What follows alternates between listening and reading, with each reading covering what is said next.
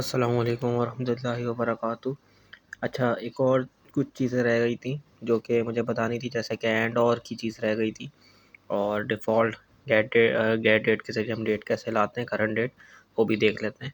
यहाँ पे हम एंड और भी तो जैसे कि आप लोग को दिख रहा है कि यहाँ पे मेरे पास पहले से ही टेबल बना हुआ है। तो यहाँ पे मैं सिलेक्ट की क्वेरी लगा देता हूँ कि सिलेक्ट ऑल फ्रॉम और EMP, यानी कि जो एम्प्लॉय का टेबल है उसमें से सिलेक्ट करो सारी चीज़ें।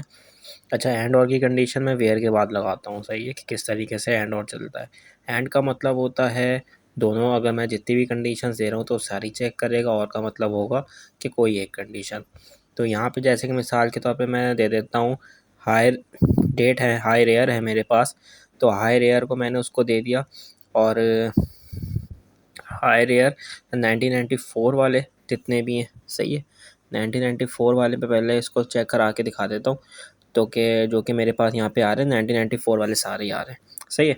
तो यहाँ पे अब जो है इसके आगे मैं लिख देता हूँ और एंड की कंडीशन यहाँ पे मैं लगा देता हूँ, सही है, ताकि इनमें से कोई एक कंडीशन दोनों अगर होंगी तो सामने आ जाएंगी, नहीं होगी तो फिर और की कंडीशन वो चेक कर लेगा, सही। तो यहाँ पे हमारी सेट कंडीशन एक बन नहीं पा रही मेरे लिहाज से, तो मैं यहाँ पे जॉब टाइटल के लिहाज से ले लेता हूँ।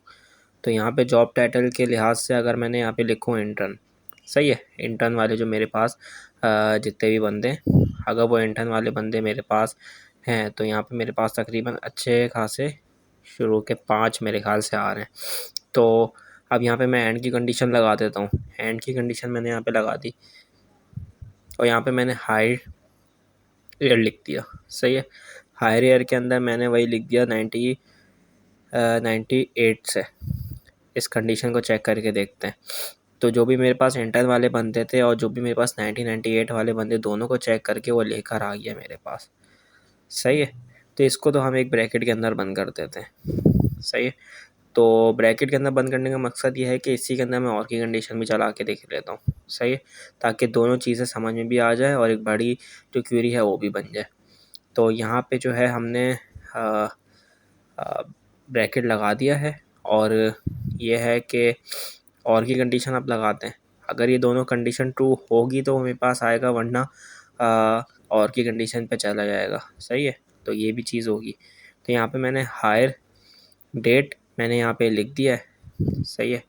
हायर डेट को मैंने यहाँ पे लिख दिया है और हायर अगर नहीं होंगी इनमें से कोई एक भी ट्रू तो मेरे पास क्या हो जाएगा, हायर डेट सेलेक्ट करके ले आओ, कौन सी, मार्च 21 और 1998 वाली, सही है।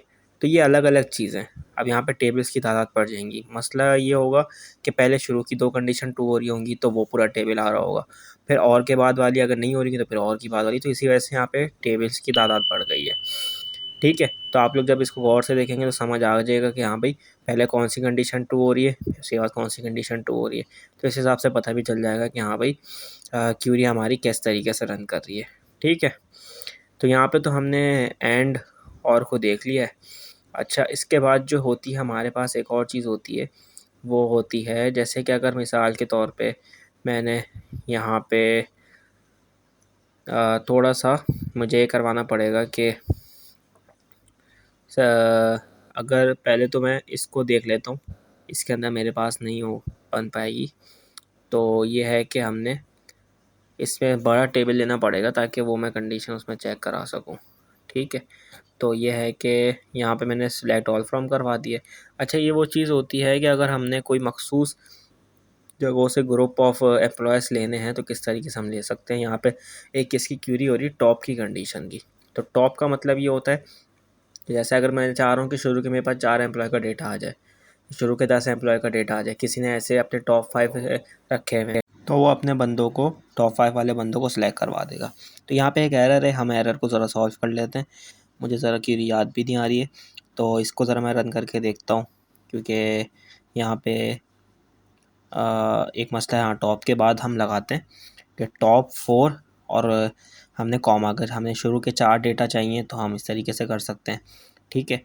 तो ये है कि पहले मैं सिलेक्ट पूरा एम्प्लॉय का दिखा देता हूँ और फिर आप लोग को दिखाऊंगा कि किस तरीके से मैं शुरू के 4 को लेकर आ रहा हूँ, ठीक है। तो ये तो मेरे पास 4 आ गए, इसी तरीके से मैं 5 करूँगा, 5 आ जाएंगे। ठीक है।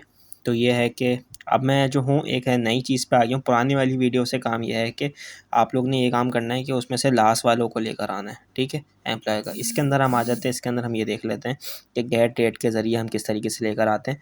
तो आपने याद रख लेना है किस तरीके से। इस तरीके से करने पे देखें वो सिर्फ 90 का डेटा लेकर आ रहा है, हमने अगर खाली छोड़ दिया है, सही है।